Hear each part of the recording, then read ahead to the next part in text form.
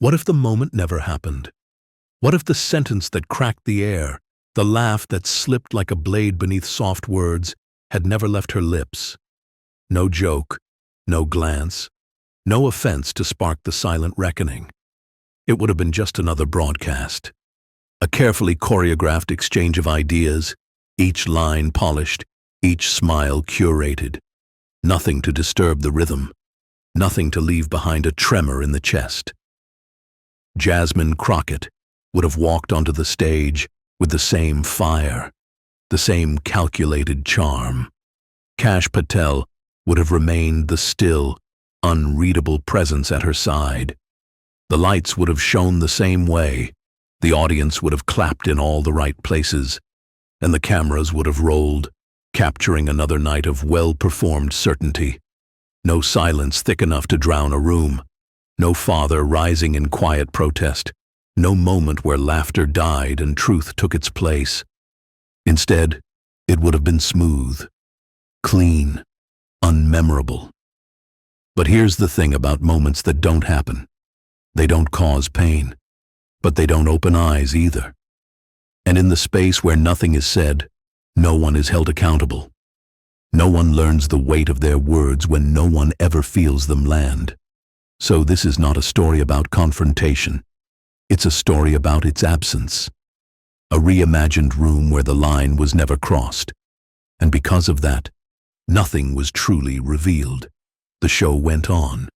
Everyone looked the part, but no one was changed. And that, perhaps, was the quietest loss of all. It began like every other evening in the American Pulse studio. The stage glowed with an artificial warmth, soft lighting sweeping across sleek glass panels and velvet blue backdrops. The audience shuffled in, guided by assistants holding cards that said things like clap, laugh, and stay engaged. The air was composed of expectancy, not tension, like a performance waiting for its cue. Then she stepped out. Jasmine Crockett, poised, immaculate, rehearsed in ways no one could see. Her dark green blazer cut cleanly across her shoulders. Her hair was pulled back with precision, not for practicality, but for control. She didn't walk. She arrived. There was applause, not thunderous, not wild, but complete. She smiled, the kind of smile that carries the weight of knowing the room is already in your orbit. The host, Michael Hayes, greeted her like an old friend, casual but calculated. He leaned in, the audience leaned in, gravity adjusted, and Jasmine began to speak. Her words moved smoothly, stories stitched with humor, timing polished like stage glass. She responded to each question with elegance and bite, the crowd nodding as if cued by something unspoken. They didn't just agree, they followed. On the opposite side of the table, Kash Patel sat in silence, composed, dignified, unmoving. He wore a black suit, nothing extravagant, nothing loud. His stillness wasn't passive, it was structural, a figure that didn't demand attention but anchored the stage nonetheless. He listened, measured, made no effort to interrupt. Cameras panned, framing Crockett's confidence and Patel's calm, a perfect visual contrast. It was everything a political panel was supposed to be, friction without fire, disagreement without discomfort. The audience laughed, politely. The host smiled, professionally. And somewhere in the third row, unnoticed, a man in a gray suit with 3 stars on his chest remained still, hands folded in his lap. He had not been introduced, he had not been invited to speak, and he would not stand, not in this version of events, not yet. It should have happened here. The moment where the line blurs, where the performance stutters, where someone forgets that even a room filled with cameras can still feel sacred. In another version, this was where Jasmine Crockett made the remark. Light-hearted, cutting, dismissive, a throwaway sentence that rippled through the air like a blade disguised as laughter. But not here. In this timeline, the comment never comes. Instead, when Michael Hayes asks about representation, when he probes gently at the fractures in public discourse, Crockett simply tilts her head and answers with poise. Measured, intelligent, empathetic, not dull but careful, not vague but safe. There is no edge, no smirk, no glimmer of provocation. She speaks of values, of shared struggles, of lifting voices rather than labeling them, and the crowd rewards her with warmth, the kind that stays in bounds. Hayes nods, satisfied. Patel remains silent, his hands resting neatly on the table. The camera never flickers toward the third row. The man with the 3-star badge is still just another face among many. He does not raise his head. He does not tense his shoulders. He does not rise. Why would he? No one has said anything worth standing for. The atmosphere holds, smooth, balanced, expected. But if you watch closely, if you rewind the tape in your mind, you might notice something small, something hollow, not in the words said, but in the words avoided. Because while the broadcast moves forward, on time, on script, something essential is missing, not a moment of controversy, but a moment of clarity, the kind that can only emerge when something breaks. Here, nothing breaks, and so nothing reveals itself. The camera never lingers on him. No sudden zoom, no shift in focus, no pause long enough to catch a breath. In this version, the man in the third row is background, a gray figure in a gray suit, barely registered in the wide shots, never addressed by name. Just another anonymous presence in a room full of faces trained to react only when prompted. He doesn't rise, because there's no reason to. No cut too deep, no history pressed upon, no generational wound reopened in front of strangers. He sits, quietly, respectfully, irrelevant. And because he never stands, the audience never stirs. There is no ripple of discomfort, no shared glance among strangers, no collective stillness that feels like judgment from the very air. Instead, there's applause, clean, uncomplicated applause. Crockett smiles, gracious, victorious. Patel offers a nod, diplomatic, distant. Hayes transitions to the next segment with the practiced ease of a host who believes everything is unfolding as it should. And in a way, it is. The conversation continues. Policies are debated. Perspectives are shared. It's the kind of show that leaves producers satisfied. Clips neatly cut for social media. Nothing controversial enough to trigger outrage or revelation. But behind the performance, something has gone missing. The father, whose silence once challenged the entire room to see differently, is nothing more than a seat filler.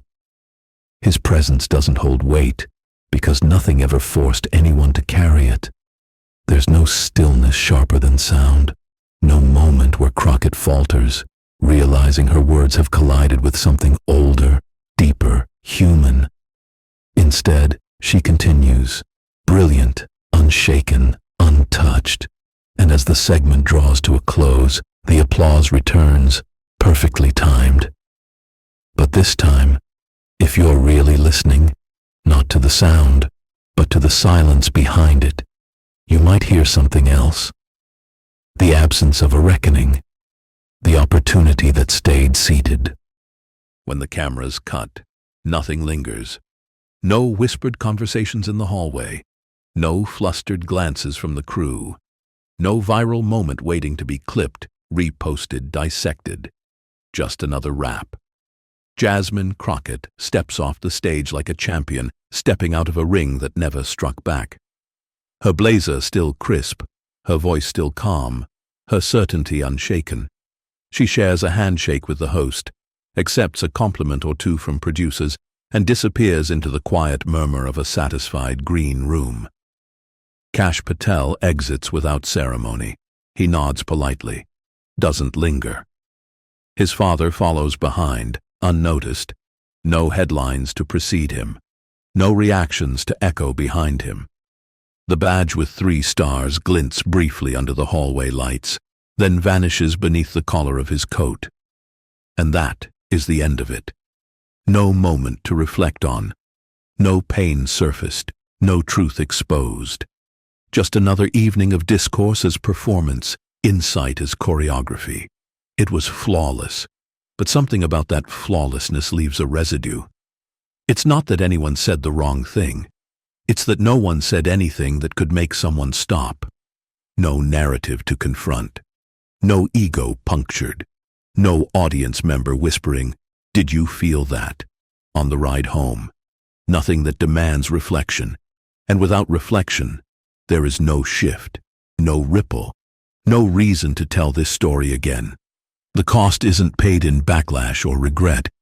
It's paid in the quiet disappearance of meaning. Because while everyone walks away without harm, they also walk away unchanged. There's a strange emptiness in that kind of success. No one was offended, but no one was moved. And the man in the third row, he didn't have to stand, because nothing in the room asked him to. The broadcast aired on schedule. Prime time, smooth transitions, polished graphics, a tidy conversation between two capable voices who never crossed a line, never risked anything more than being misunderstood. The segment was posted online before the night was over, clipped into 4 neat portions.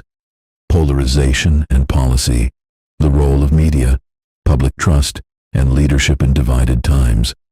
Each one had its moment. Each one passed. No trending hashtags, no flood of reactions, no outrage, no epiphany, just content, easily consumed, easily forgotten. The video never circled on Twitter. No student in Seattle uploaded a tearful clip with a handwritten caption. No pastor quoted the moment in his sermon. No photo of a father in a gray suit was printed and hung behind a bookstore counter. There was no father, not really. He was there, yes, but not seen, not remembered, because without something to rise against, his presence never took shape. The quiet revolution that once swept through classrooms, courtrooms, and kitchen tables never began. The phrase, "just kidding," didn't fade from vocabulary. It stayed, tucked comfortably inside punchlines, protected by plausible deniability. No one reconsidered the weight of a well-timed jab. No one paused before assuming everyone in the room shared their sense of humor. No one stood up, and so nothing shifted. Jasmine Crockett went on to more interviews, her confidence undisturbed. Patel continued his work, measured, effective, contained. The show's producers called the episode a success, noting how civil discourse could still exist in modern media. And yet, in all that success, there was something no one noticed. No one changed, not because they didn't care, but because no one was asked to. And that, more than any argument or apology, was the greatest loss. Time passed. Days folded into each other, and the episode that once seemed so polished, so complete, drifted quietly into the background of the news cycle. But inside the two central figures, Jasmine Crockett and Kash Patel, something lingered. Not regret, not guilt, something quieter, something unfinished. Crockett continued her rise. More interviews, more panels, more applause. She remained sharp, articulate, composed. But now, occasionally, in the lull between questions or the hush before a commercial break, she would glance to the audience, not for approval, but for presence, searching, perhaps, for something unspoken, something she never quite saw. She remembered that day not as a triumph, but as a blur, too clean, too controlled. And sometimes, when another guest made a pointed remark, she'd smile out of habit. But wonder, what if that moment had been hers? What if she had been the one to press too far? Would anything have changed? Would she have? Patel carried the silence differently. He hadn't been wounded. There was no insult to absorb, but there was a missed opportunity, and he felt it like a held breath that had never been released. His father hadn't stood, hadn't needed to. But that was the problem. The conversation had ended before it could begin. No need to speak of old wounds. No reason to unearth the stories buried under years of silence. But the silence remained, not profound, not powerful, just quiet. Too quiet to challenge, too quiet to transform. And so Patel continued, effective as ever. But after that episode, he often found himself replaying the conversation in his mind, not for what was said, but for what wasn't. His father never brought it up, never offered a word of commentary, but in certain moments, when their paths crossed in passing, Patel would find himself watching him, wondering what might have happened if the air in that studio had carried just one more sentence, and a rise, the kind of rise that doesn't elevate ego, but truth. Instead, they had all remained seated, and sometimes sitting too long leaves something in you stiff, unmoved, unchanged. It would have taken less than a minute, 60 seconds between a father and a son, a simple exchange, backstage, off camera, away from the set lights that made everything look more real than it felt. But it never came. There was no conversation that day. Kash Patel had glanced at his father once before walking into the studio. A silent nod, a shared stillness, a connection forged not in words, but in decades of being the only ones in the room who understood what silence often has to carry. He didn't ask, "Are you proud?" His father didn't say something if they crossed the line. And when it was over, when the stage was cleared and the lights dimmed, they simply walked to the car, side by side, quietly. But in some corner of Patel's mind, an alternate scene flickered, a version of the night that never happened, but refused to fade. He imagined himself hesitating outside the green room, turning back to where his father waited alone on a hallway bench. The older man still in his gray suit, badge faintly glinting beneath the coat lapel, posture straight, always straight. In this imagined moment, Patel sat beside him. "I didn't speak up," he would have said. His father would have looked ahead, not in disappointment, but in recognition. "I know. I thought maybe it wasn't necessary." A long pause, and then, in this fiction his heart constructed just to rehearse the pain, his father's voice came gently.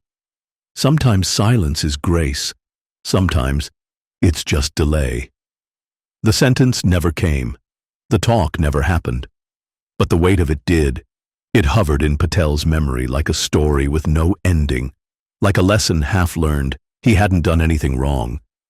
But maybe that was the problem. In choosing to preserve the peace, they had protected the silence. But they had also let the moment pass. And the thing about moments is, if they aren't shaped, they disappear. They left the auditorium, thinking they had witnessed something meaningful. And why wouldn't they? The lighting was immaculate. The dialogue flowed. The guests were composed and articulate.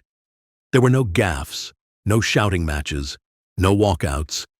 It was, by all appearances, a model of civil discourse in turbulent times. The audience applauded. They posted brief reflections afterward. Smart conversation. Finally, a debate with no drama. Wish more shows were like this. And then they moved on. But they missed something. Not because they weren't paying attention, but because the moment never demanded they do more than observe. They saw a performance, not a confrontation.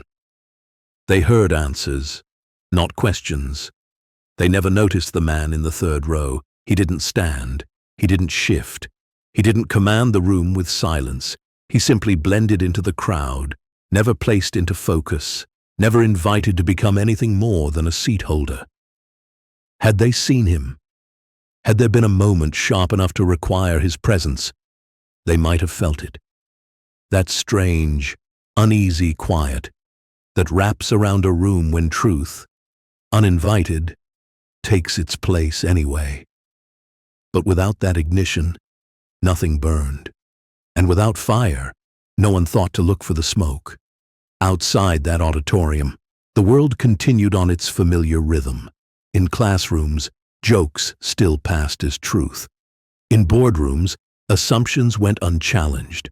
On screens, voices echoed the same narratives they always had. A boy made a joke to his friend about fitting the agenda. They both laughed. No one paused. A woman rolled her eyes when a colleague was introduced as diversity-focused. No one pushed back. The audience had been given a show that let them relax, not reflect. And when people aren't asked to look inward, they won't. The moment passed. The man remained seated. And nothing rippled. No one was offended that day. Not a single headline screamed controversy. No one demanded apologies. No one was cancelled. There were no Twitter threads unraveling nuance, no late-night segments dissecting tone or intent. And yet, something was lost.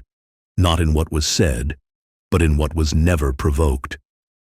In the version of the story where everything stayed polite, where boundaries remained intact, no feelings were bruised. But neither were minds stirred. Neither were hearts challenged. And the space where discomfort might have revealed something deeper, it remained empty. Jasmine Crockett went home proud of her performance. She had navigated the questions with grace. She had drawn applause without dividing the room. But late that evening, alone and away from the lights, she replayed one of her answers in her mind. The one about people fitting the moment. She hadn't said it sharply, hadn't named anyone, but she'd also never considered who might have been listening quietly in the third row, and she never would. Kash Patel drove home beside his father. Neither of them spoke much. The ride was short, uneventful, and yet Patel's hands tightened slightly on the steering wheel as he remembered one brief second on stage, when Hayes turned to him for a reply, and he simply said, "That comment wasn't meant for me." It was the truth, but it also closed the door. He could have said more, not to defend himself, but to invite something richer into the room, to speak from history, from inheritance, from the things no one asks about until they're forced to. But he didn't. No fault, just choice. And that was the cost. The moment remained clean, beautiful even. But beauty isn't always what we need. Sometimes what we need is the crack, the flaw, the silence that breaks open into something unmistakably real. The audience applauded. They stood, some of them. They thought it had gone well, and it had. But no one changed. And sometimes, that's the most dangerous ending of all.